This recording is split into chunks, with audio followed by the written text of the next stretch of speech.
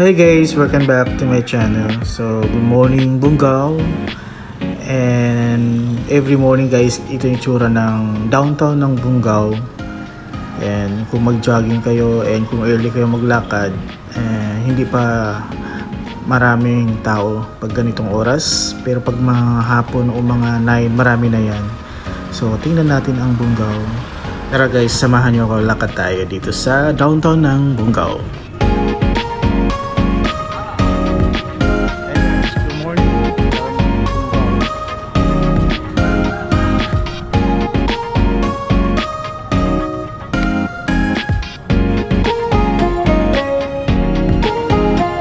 Ito na naman guys yung mga bangka, yung mga nagsidatingan na dito, yung mga galing ibang municipalities o isla, dito sila mag-dock dito sa may banda dyan.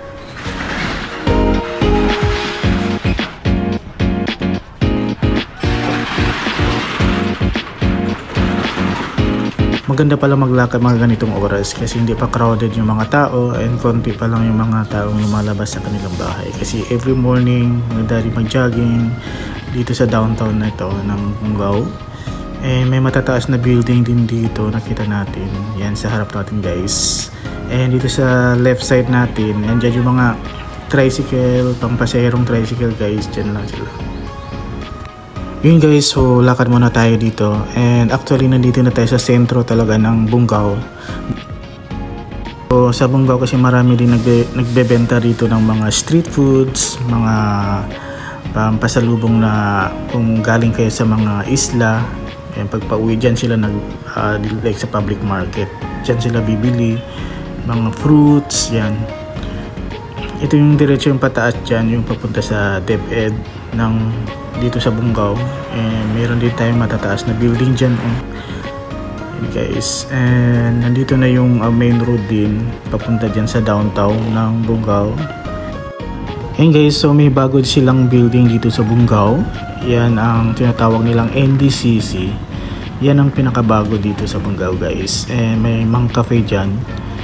And pwede kayo mag-relax, unwind, mag-coffee, yan. And dito yung sentro din ng intersection kung papunta kayo ng pier, downtown, madaanan nyo itong lugar na to. And nandito yung mga karamihan, yung mga nagdikit ng mga posters ng mga politician. So busy din itong area na to pag mga hapon o morning, mga 9 or morning, kasi intersection talaga siya. Kung kayo galing sa Kasanga, yan, papuntang downtown talaga. So lakad muna tayo guys.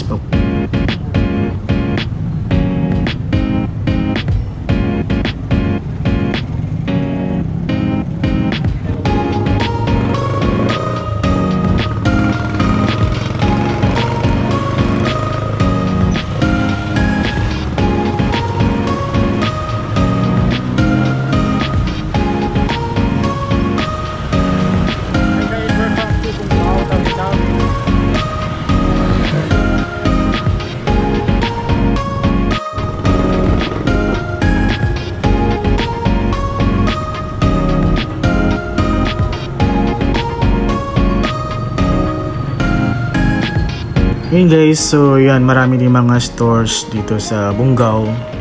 And matataas din yung building nila. Malalaki din yung mga tindahan dito. Dito yung municipal ng Bungaw. Yan. And meron din pababa dyan, intersection yan. Papunta doon. Doon naman ang mga pantalan nandun. Yung mga lansa. And diretso lang tayo. And konti lang yung mga tao pag ganitong oras. Kasi every morning maganda siguro mag-jogging dito sa downtown ng Bungaw kasi hindi ba crowded yung mga area. And ito naman yung Masjid Jami. Sa tapat niyan, dyan ako nagbe-breakfast dyan sa Habibas Coffee Shop and Alex Sati. And don't forget to follow NS channel for more updates, travel with NS sa Tawi-Tawi. And mamimiss ko talaga ang Tawi-Tawi guys. So babalik tayo dito by next month. So see you soon, Tawi-Tawi.